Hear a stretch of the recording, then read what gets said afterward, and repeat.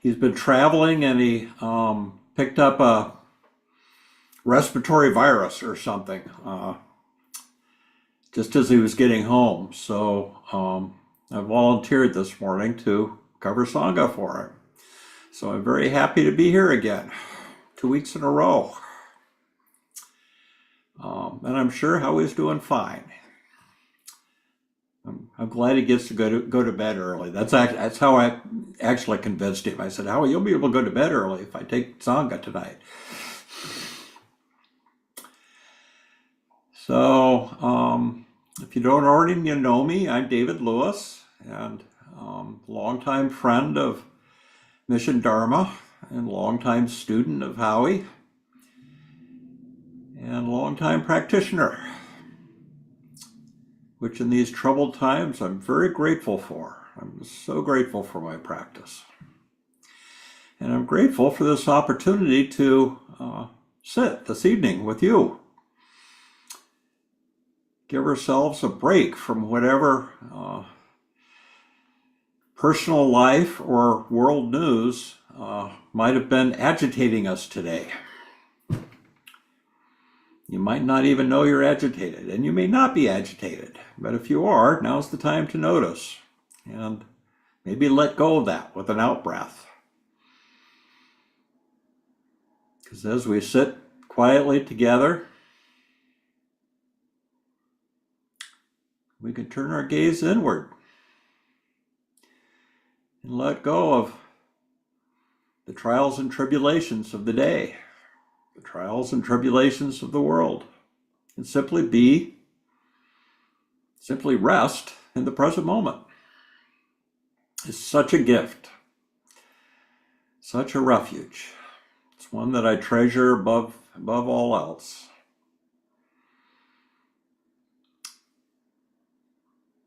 So please, as a few more people may be signing on, find a comfortable posture for meditation. You may know that there are 4 official postures for meditation: sitting, standing, walking, and lying down. If you're feeling sleepy or tired, low energy, feel free to stand for a while. It tends to keep us awake and alert. And if you need to, lie down. That's what your body is calling for. But whatever posture you choose for meditation, it should be one that allows you to be both relaxed and alert. That's the magic formula. Relaxed and yet alert. Our job is to pay attention to whatever's going on in the present moment. It's not about spacing out. It's about paying attention to whatever's the most predominant, whatever's rising physically, mentally, emotionally, in our experience right now in the present moment.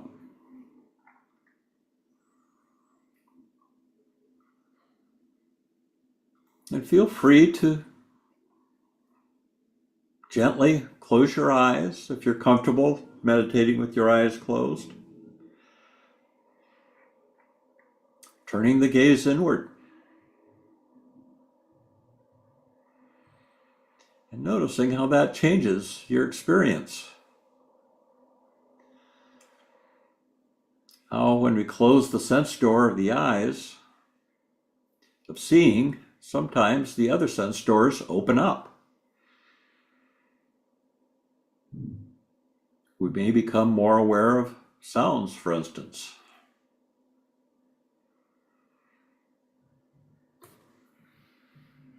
Not just the sound of my voice, but sounds in the background of the building you're in, or even noises coming from outside.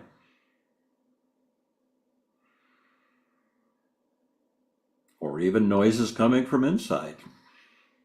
If you're like me, you may have some tinnitus ringing in the ears. That too can be a meditation object. Nothing left out.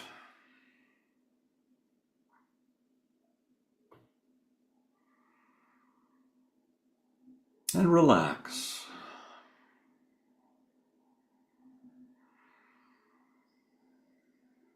Allow the forehead to relax, your eyebrows, your eyelids, cheeks. Allow the jaw to soften.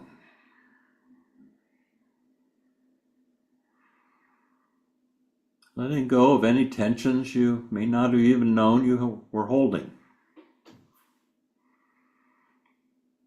Let the shoulders droop. And allow your seat to support you.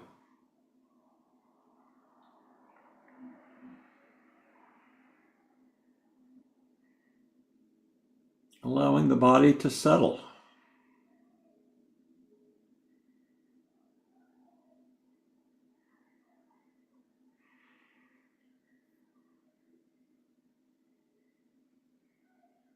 And as the body settles, allowing the mind to settle in the body, like your body is settled in its chair.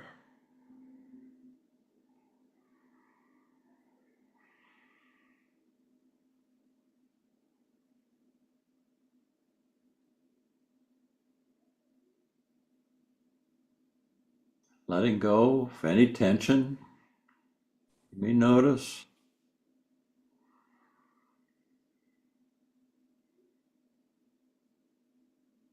And if it's not easily let go of, simply allow it to be.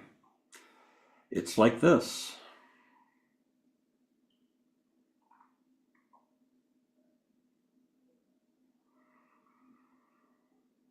And breathe.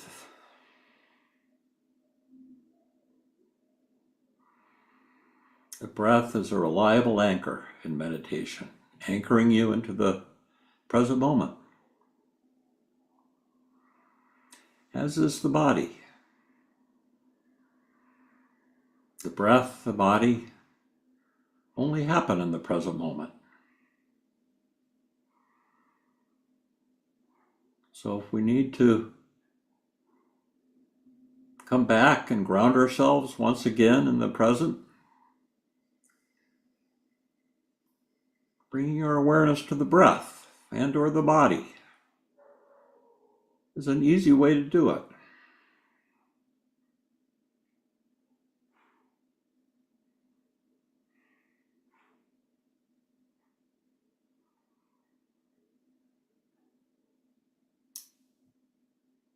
And once we're grounded in the present,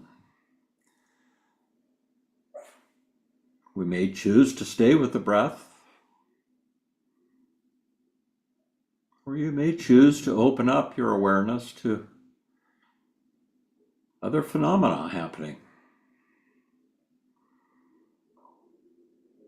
Sounds,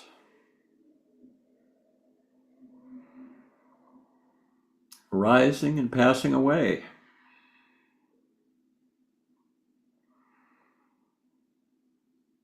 Bodily sensations, arising and passing away.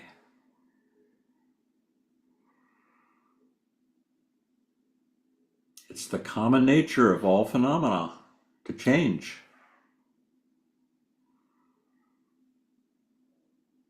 And we see this happening live in meditation. Everything changing.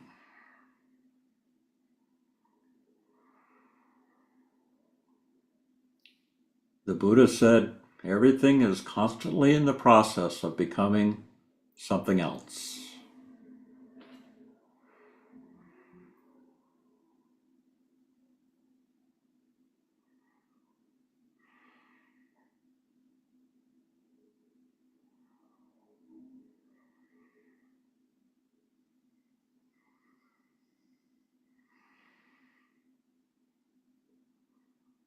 Our only job is to be mindful of all that happening without judging, without trying to control anything. Simply accepting our experience.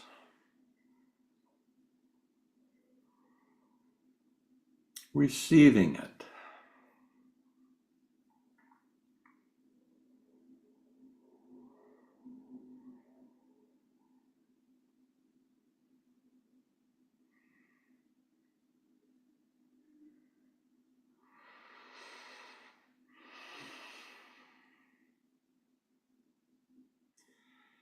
And relax.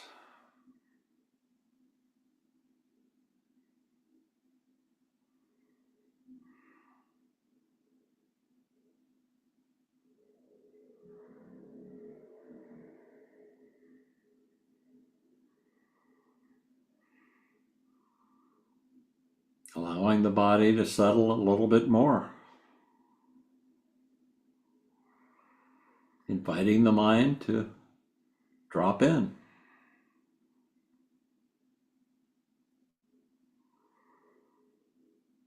Abiding in the here and now.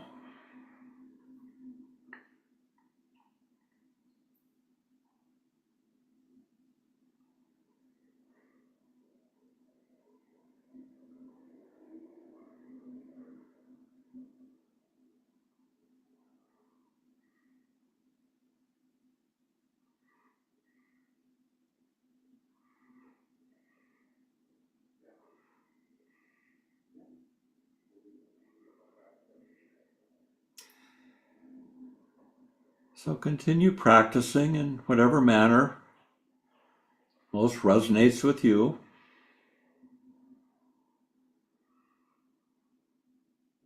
And I'll just be quiet for a while. We'll ring a bell at the end.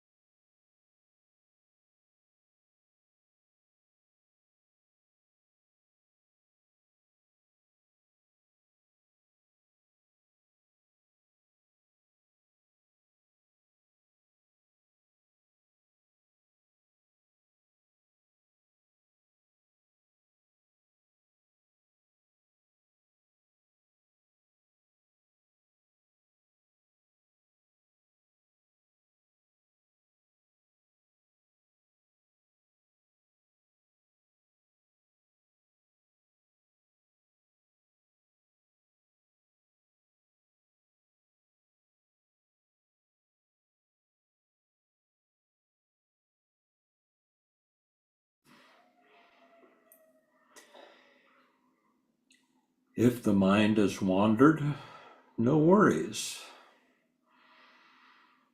That's what it's wont to do sometimes. With mindfulness, you'll notice the mind's wandered.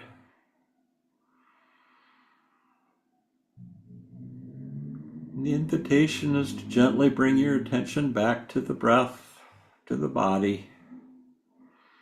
Ground yourself once again in the present moment. Start all over again.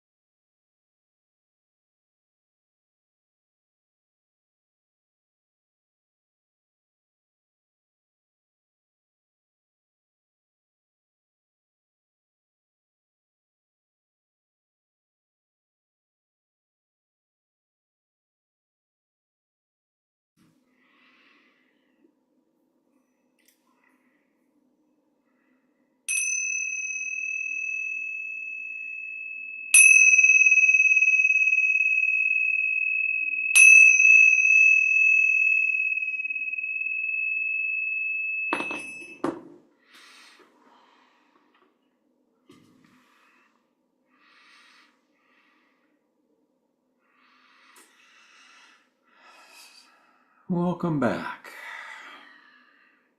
You never went away. So we have time for some announcements now. Perhaps, Mary? Perhaps. Yeah, happy to. So let me just put these in the chat for everybody. This weekend, Howie he is still planning on doing his retreat up in Victoria, and that it's a non-residential retreat, so it will be available on Zoom. So those of you who are not in the Victoria area, you can also still join that non-residential retreat via Zoom. So the registration information is in the chat. And just finally, a word about Donna. I think David is offering some amazing Donna, just showing up at the last minute, taking some burden off our kind teacher, giving him an opportunity to heal. And so yeah, and we show up and we support each other and we support the teacher, and we can support the teacher and Mission Dharma by our kind offering of Dana. So the information on how to offer that is in the chat, and I will hand it back to you, Mr. Lewis. Thank you, Mary.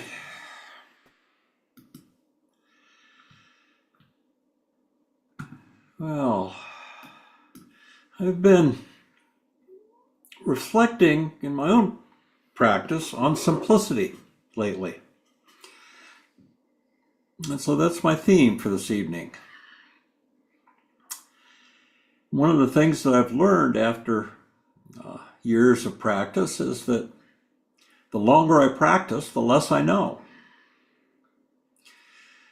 Recently, I gave a talk about mindfulness where I defined mindfulness as an open and receptive, non-judgmental awareness of our present moment experience. In other words, if we simply sit quietly and pay attention to our present moment experience in a receptive and non-judgmental way, wisdom will arise. The Burmese teacher U Tejaniya says that if awareness is present, wisdom is present. Nothing could be more simple. But most of us struggle with that simplicity at some time in our practice, and maybe lots of times, because the cognizing mind likes to complicate things. We tend to assume that anything worthwhile must be complicated, so we don't necessarily value simplicity. We value doing over being. The ego resists simplicity. But Alan Watts pointed out that the ego, or the self, which one has believed oneself to be, is nothing but a pattern of habits. So don't listen too intently to the ego. It's a deceiver.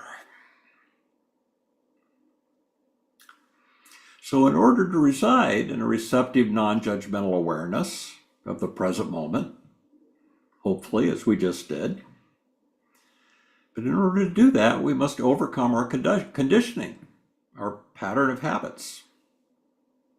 This is why we practice, to let go of unwholesome habits and cultivate wholesome ones, carving new patterns of habits and new neural pathways that support freedom and happiness. Practice is easy if we're willing to let go. But letting go, at least in the beginning for many of us, is not so easy. But fundamentally, this practice is more about letting go than it is getting or achieving something. The Thai teacher, mid-20th century teacher Ajahn Chah famously advised, if you let go a little, you'll have a little peace. If you let go a lot, you'll have a lot of peace. If you let go completely, you'll have complete peace. And your struggles with the world will have come to an end. Very often that quote leaves off the last sentence. And I just think that's incredibly powerful. If you let go completely, you'll have complete peace and your struggles with the world will have come to an end. What an idea.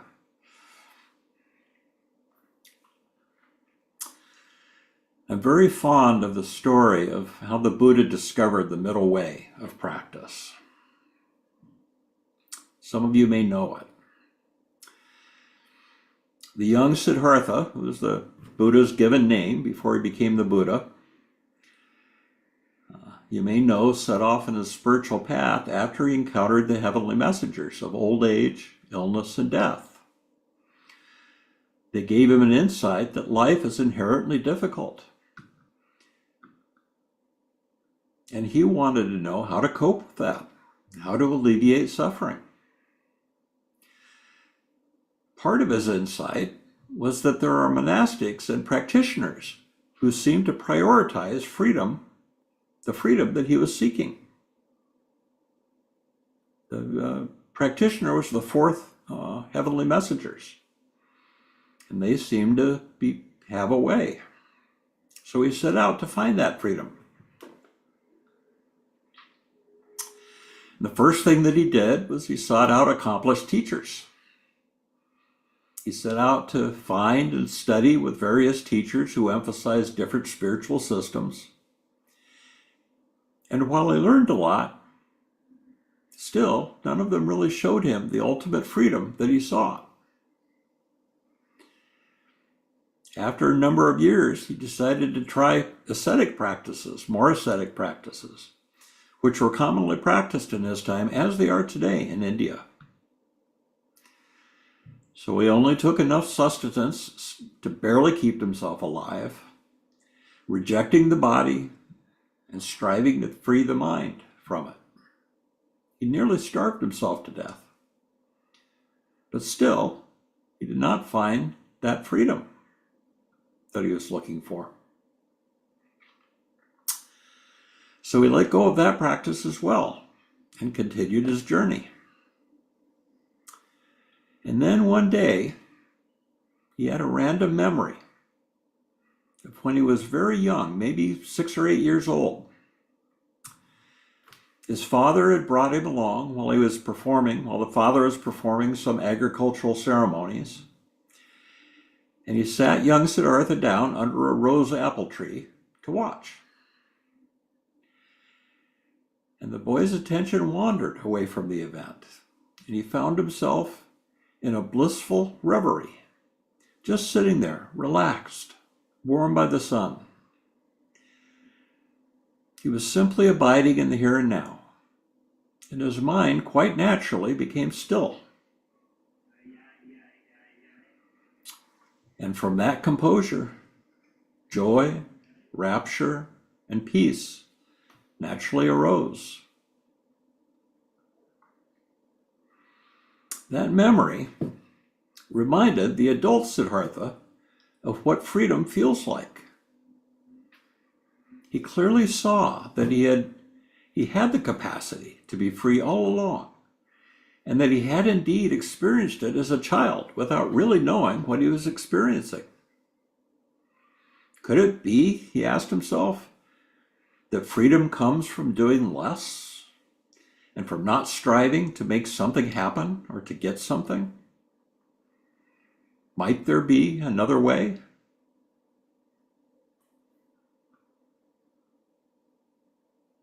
This story resonated with me when I first heard it. It actually triggered memories of my own childhood where I recalled having similar experiences. I don't think natural samadhi is particularly unusual in children. For me, it was not some mystical experience,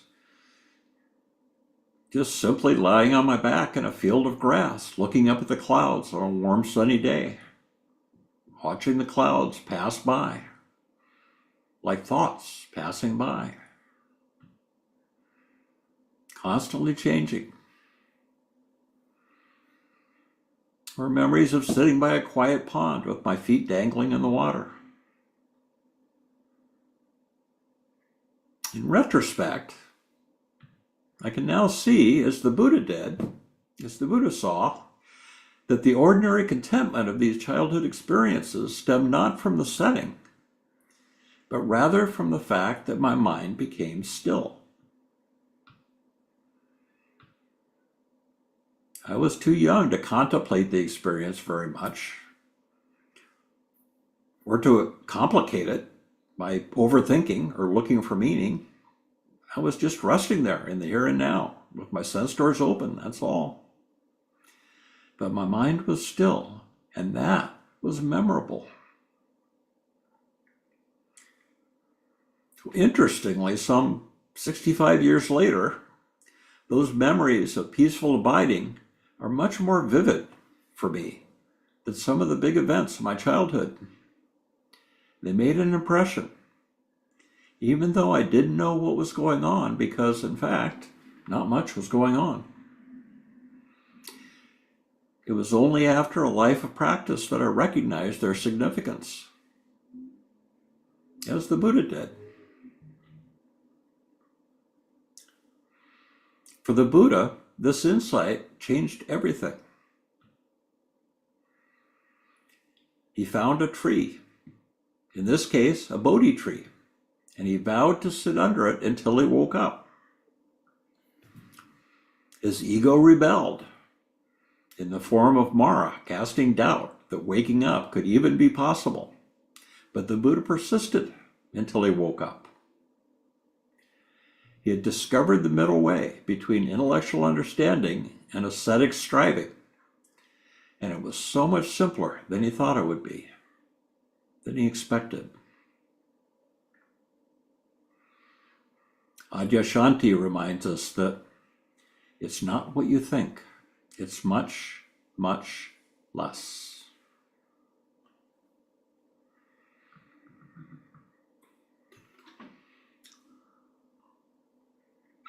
So I wonder how many of us have had similar experiences on the path. We study, we listen to Dharma talks, we sit at the feet of respected teachers, and yet we're unsatisfied. So we meditate and strive until our legs hurt and our back aches, trying to force the mind to stop complaining. But if we're lucky, or maybe just persistent, we will exhaust ourselves and simply sit down and let go. And if we've practiced enough to develop some mindfulness, some modicum of mindfulness, we might notice the subtle stillness of mind that's not grasping for distraction. We will recognize peace and realize that it's been there all along. Peace is always available, no matter what's going on. In your world, in your experience, in your life, peace is always available.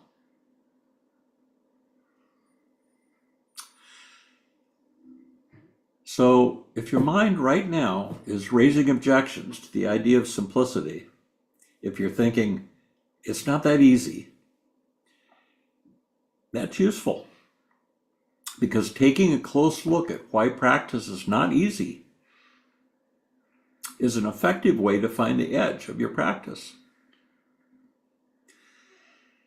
Clearly recognizing what is getting in the way of peace is the first step toward letting go, or letting be.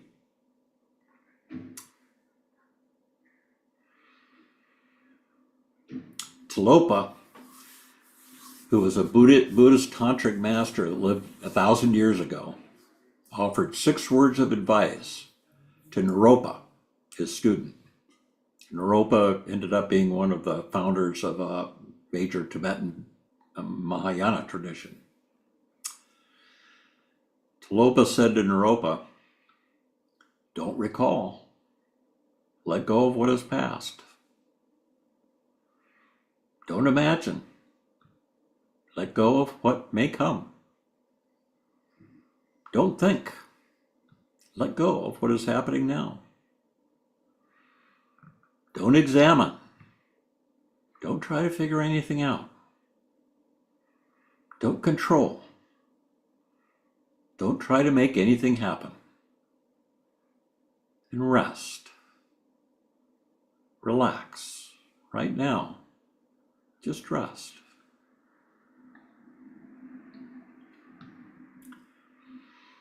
So we talk a lot in Sangha about how to meditate, and we offer instructions which are intended to be helpful. But I think we often neglect to mention more mundane everyday habits that can support a peaceful mind. The Buddha basically advocated doing less and noticing more in everyday life. Our common response to overwhelm is rather counterintuitive. We get busy. When we're overwhelmed, we get busy.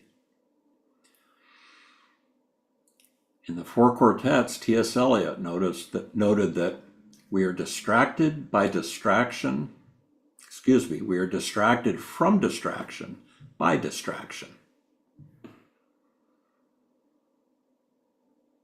So try to notice in your experience when craving for distraction arises.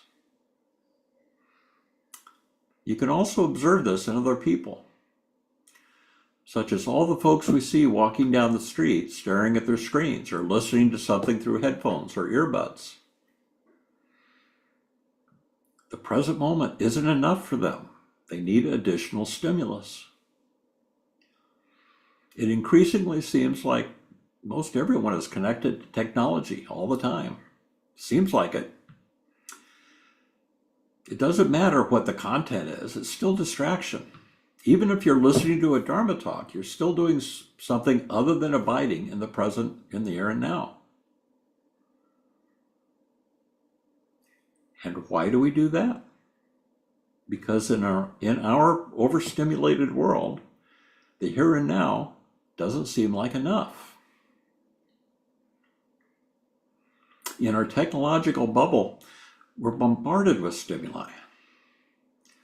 The news cycle, which once involved a half an hour with the morning newspaper, I don't know how many of you remember the good old days of getting a hard copy newspaper, which you spent about a half an hour, 45 minutes with, and that was it for the rest of the day. Now we get bombarded 24/7. And if that's not enough stimuli, we turn to social media. It's overwhelming and it's stressful. And as a result, many of us suffer from FOMO. Do you know about FOMO? Fear of missing out.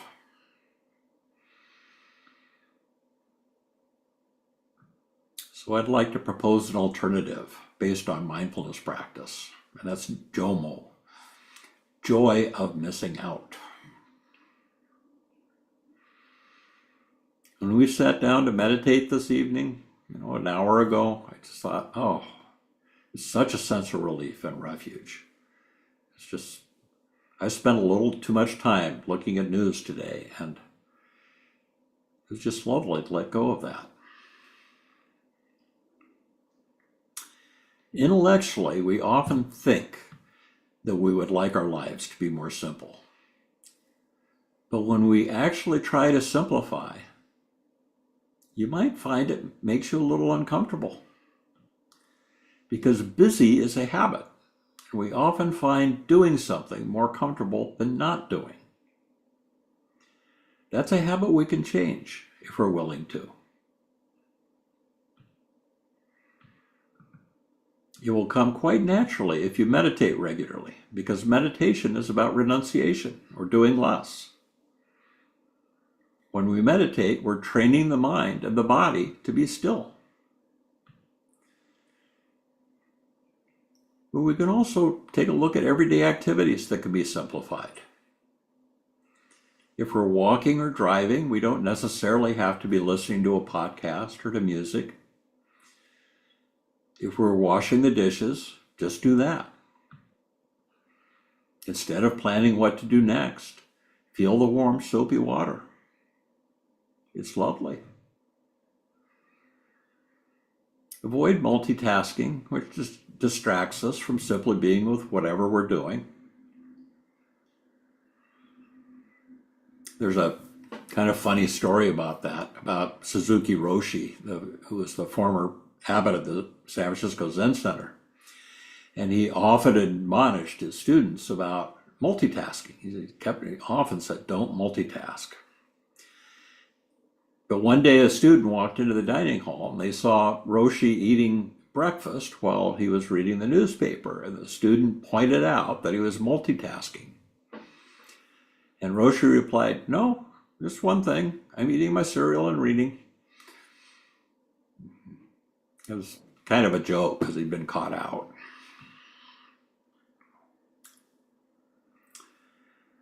When you start being mindful of how we complicate our lives through distraction, you'll notice all kinds of habits whose purpose it is to distract. In the Buddha's time, people obviously didn't have access to phones or podcasts, but they still walked around thinking, which is the original distraction from the present moment.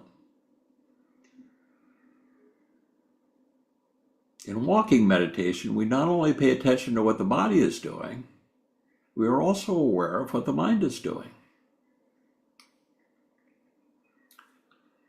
I had an insight into this a few years ago when I was out walking my dog early one morning, like 6 o'clock in the morning in the dark.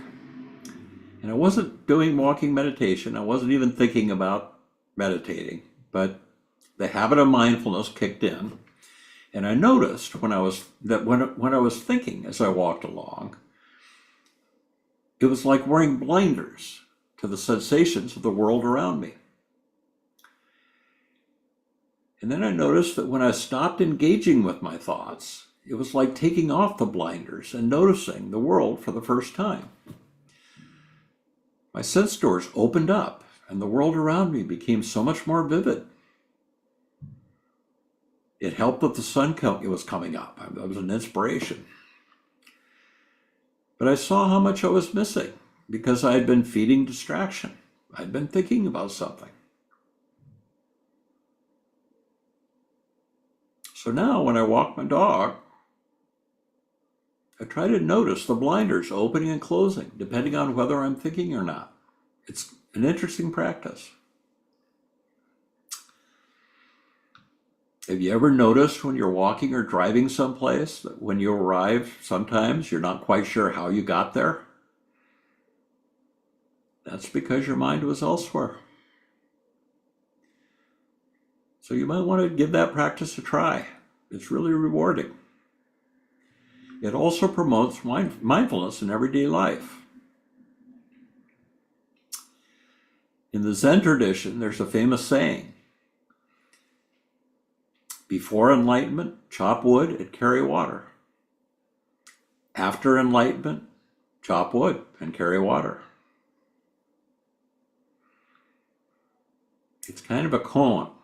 One of the many interpretations is, if you want to wake up, pay attention to simple, ordinary things. Because a still mind and open sense doors are a great motivation for practice.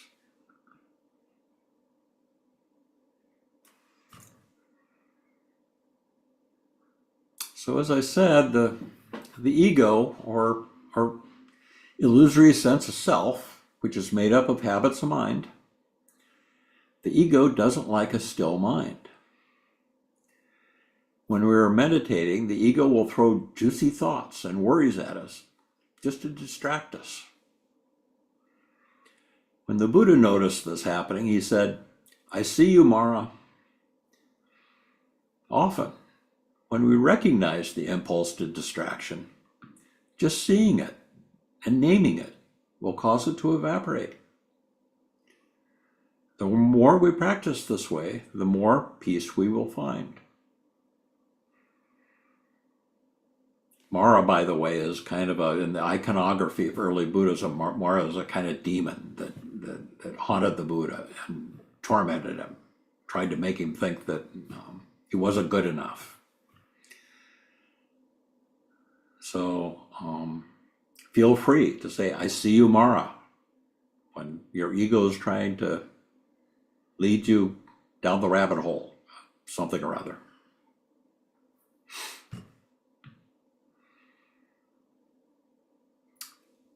So with practice, you'll become more comfortable with simply being still. Sometimes I notice myself planning and prioritizing what needs to be done, and I'm reminded that I can just sit still for a bit in between activities. It's such a relief to find that refuge in the midst of a busy day, trusting that everything will eventually get done, but it will get done a little bit better because I'm not distracted.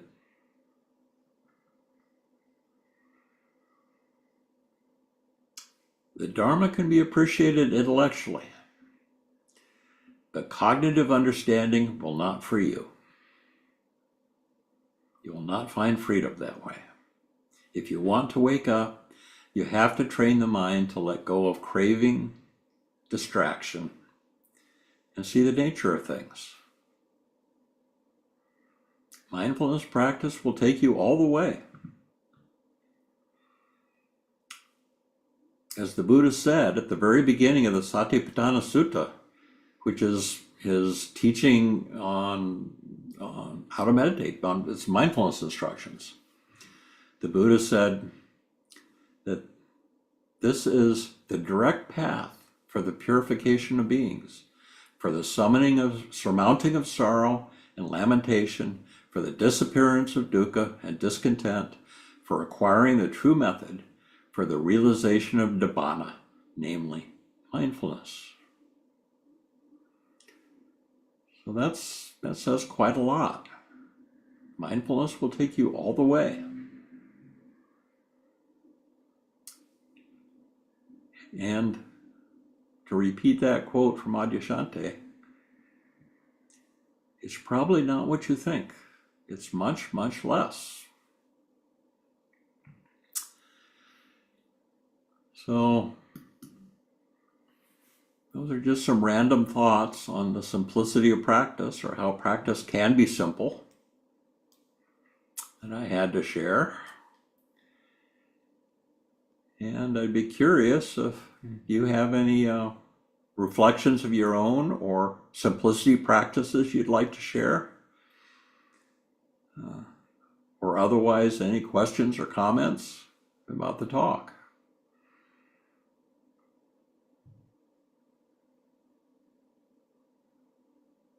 I love hearing about other people's practices if you're willing to talk about them.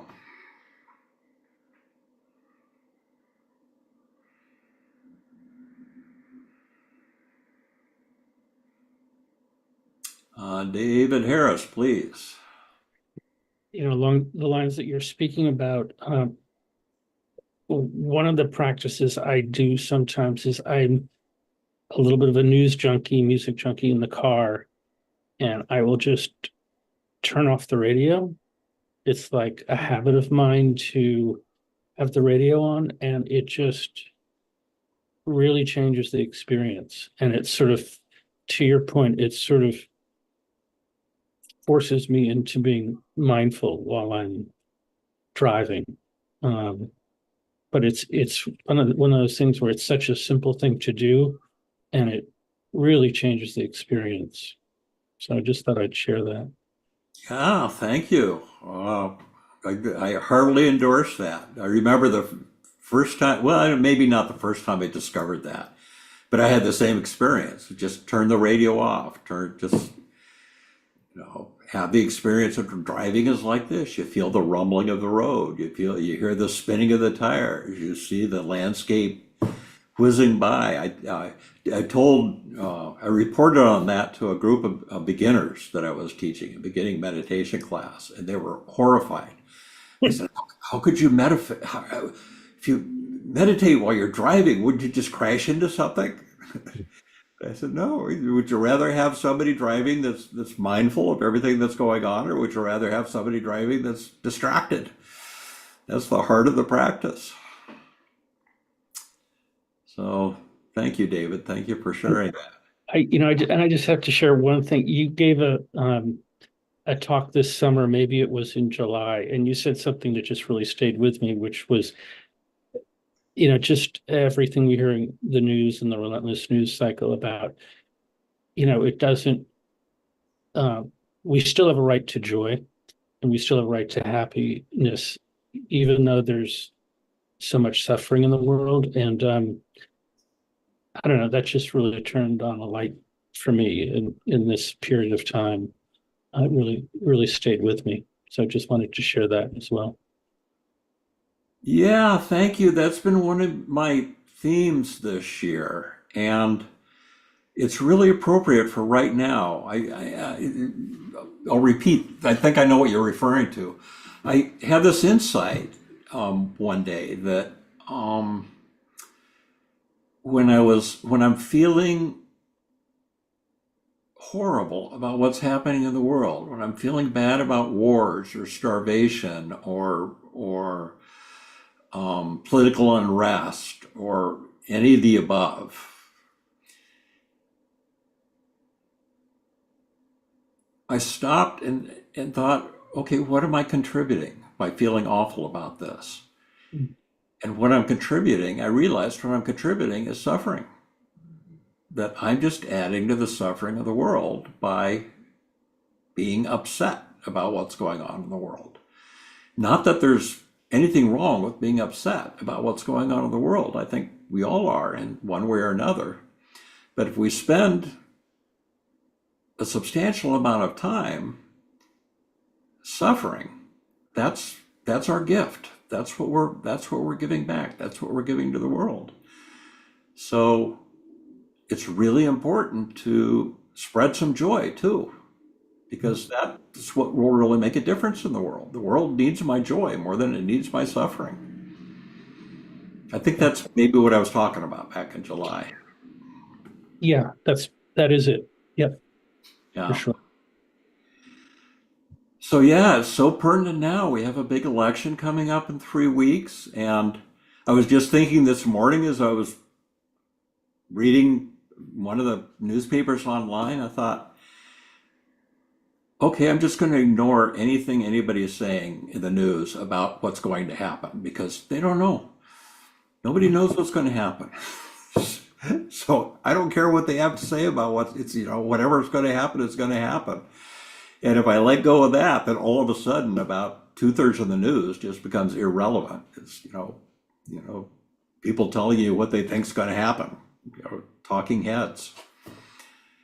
So I think I'm going to wind down my news consumption in the next weeks because I feel the stress building.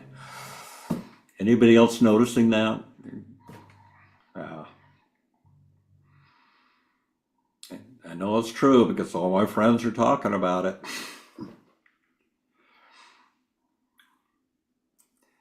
Anybody else? Any other reflections on coping? Mary, please. Mary Gold.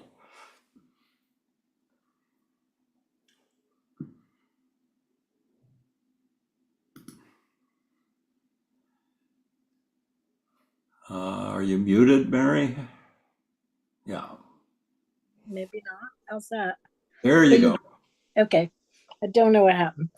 Um, anyway, but I used to go to an evening meditation here locally, and I would always notice driving home that driving was a completely other experience when you've just been at a meditation. It's like I didn't even want to hear the radio. It's like you're very much in tune with the driving, and you're very calm and very generous to other drivers, and it was always very noticeably lovely. The other thing I wanted to mention is we have a visiting Zen monk that comes here from Japan, and he's just like kind of like the Dalai Lama. He's just like this walking joy love, not many people on the planet like that. And he actually mentioned what you were saying. He said it's so important. Don't forget to have joy. And he was such a walking example of it. Like just wherever he went, you felt this joy and love. but I do think it is also important to be aware as a citizen and to be responsible in that way, and also to be compassionate to the suffering of the world. But we it has to be a balance for sure. I really think that's a very important point you made there. So Yes, thank you. And compassionate for the suffering of the world and compassionate for our own suffering because yes, exactly. we do suffer. It's And I decided to. I'm a little bit. The news is. I need to take a little break. It's just getting to a little too much. So I agree with you on that. Sometimes, and I think sometimes we need to see that in ourselves. Okay, I need to step back. This is getting a little out of control, a little too stressful, and I can only affect the world so much as one little person. Do what I can. So you made some very good points tonight, David. Thank you. well, and no generation of human beings in all of human history has ever had as much access as we have right now to know everything that's going on every place. Um, Yes, and that just seems almost unnatural. It's yes, I don't think we've evolutionarily developed fast enough to catch up to the technological advances. maybe we E.O. shouldn't. We need E.O. to Wilson, go into who's the garden. sorry? I said maybe we shouldn't. Maybe we need to just go into the garden and plant some plants. Yeah, we've paved paradise and put in a parking lot. Right, exactly. Yes. One of my favorite lines ever. Great line. Thank you. Yeah. E.O. Wilson, who's a famous naturalist, biologist, and a bit of a philosopher, Hmm. says that the problem with the human race is that we have what did he say? Neolithic emotions, um, medieval institutions, and godlike technology. But you also made another really important point. I think I'm old enough to remember when we didn't have 24/7 news. In fact, where the TV went off at night completely. And I think it is a bit much. I mean, I think that they just try and fill it with a lot of stuff and a lot of stimulation, and I don't think we need all of that. I think we need to be aware of what's happening, but as you said, a half hour or so a day is enough. Yeah, I agree. Yeah. And there's algorithms that they have that addict us, that they're intentioned Yes, to addict us. And I do think it's an addiction problem. absolutely. Thank, So thank thank you. you, David. Thank you for sharing. Anybody else? Appreciating the wisdom of the Sangha. I had a quick question. I think I tuned in like a minute or so late.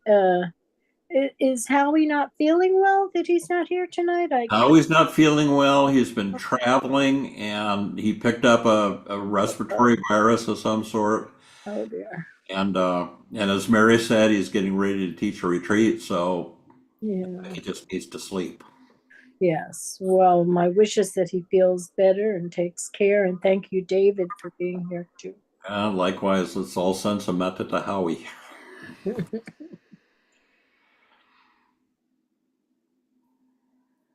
Any other comments or reflections? Well, I was just going to share, I've developed a similar dog walking practice in terms of just letting that be, mindful time, open curiosity. But what I find so interesting, especially the nighttime walk, which is just like a road I've traveled many, many, many times where you just don't even notice things anymore. But by staying mindful, just that aspect of curiosity really comes in. And so, especially in places where it feels so known. And so every night, even though I've walked that every single night, it's like there's something new, there's something interesting. Yeah, I try to emulate my dog. except for without all the sniffing. But Yeah, they take information through their nose like we take information through our eyes. yeah, Yeah, that's so true. It's when I see all the people with phones on the street, I feel kind of sorry for them. I just think, oh, you're missing out. You're missing out. But what can you say? Mary, did you have Yes, something? I am sorry. I don't mean to be take up so much time, but I just thought of something I'd really like to share with people tonight. I have a Tai Chi group in the park, and it's here, and it's a very beautiful park. And in this area, a lot of the leaves are turning color at this time. And sometimes I kind of stay after and just sit on a bench and enjoy the park. And I was doing that, and I was, very relaxed, having done Tai Chi and then sitting by myself and looking at all the beautiful nature. And all of a sudden, a gust of wind came, and these trees with all these leaves, it was like little gold leaves. It was like a golden shower or something. They all came down very softly. It was so magical. It was truly a beautiful experience. And I think if I hadn't been quiet like the way you were talking about, and just sitting there, I might not have, if I'd been on my phone, I might not even have noticed. And it was a very, I think sometimes we miss these things because we're not present. We're doing something else. So I don't want to take up more time, but I just wanted to share that. Wonders are always happening. The world's a wondrous place, and wonders are always Wow, happening. it really is. We only need to witness it. And that's actually true. That's a good metaphor for what happens with our mind and with our experience. Yeah. If you pay attention, you might be surprised what you witness. I wish I had the Ajahn Chah quote in front of me, which I can't. I don't have memorized. But he said that it's I can summarize it. Ajahn Chah said that meditation, mindfulness, is like sitting by a still pond, a quiet pond. And if you get very quiet, all kinds of animals and creatures show up and come to drink at the pond. And that's a metaphor for what happens when we meditate. If we take an interest in our experience instead of being horrified by our experience or frustrated or wanting it to be something else other than it is. The world is full of wonders. The mind is full of wonders. Anyone else? I can't seem to find my hand up. That's okay, Maureen. I see you. I just am so uplifted by what you shared with us tonight. I feel full of joy, and I cannot tell you how important it is to rephrase this fear of missing out to joy of missing out. That is really so important. I'm kind of going through the thing now. Oh, I don't feel that good, but I don't want to miss out. I don't want, like not paying attention to my experience, but thinking of somehow or other being afraid. Well, Yeah. you know that cancellation bring a great relief. Yeah. Enjoy it. Enjoy missing out. It's almost every time I sit down to meditate. I think I kind of said this. I just think, oh boy, now I don't have to be battered for a while. I could just sit and be still. What a gift, which not a lot of people have access to. And what a gift to sit quietly for 40 minutes with 50 other people that uh, are doing exactly the same thing. I just think it's magical. That's Sangha. That's a blessing of Sangha.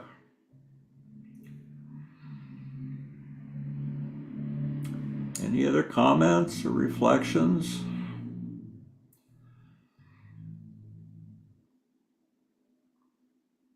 Strategies, complaints?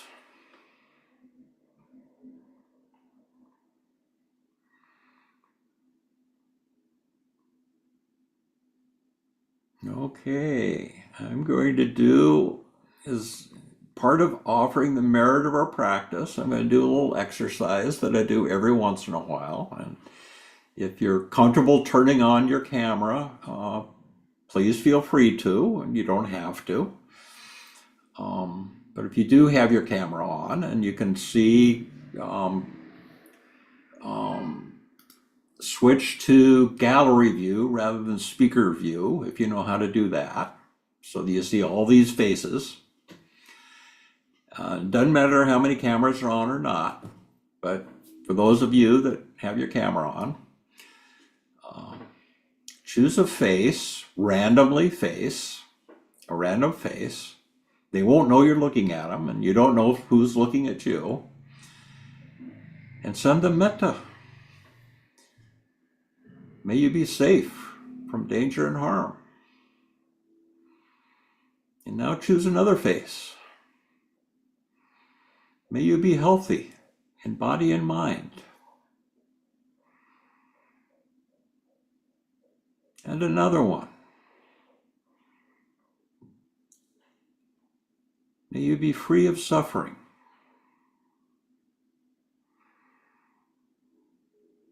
And another face. May you live with peace and ease. And then take in all the group, everybody that you can see.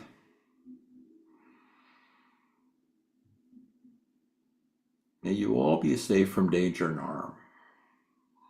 May you be healthy in body and mind. May you live with peace and ease. May you be free of suffering. May it be so.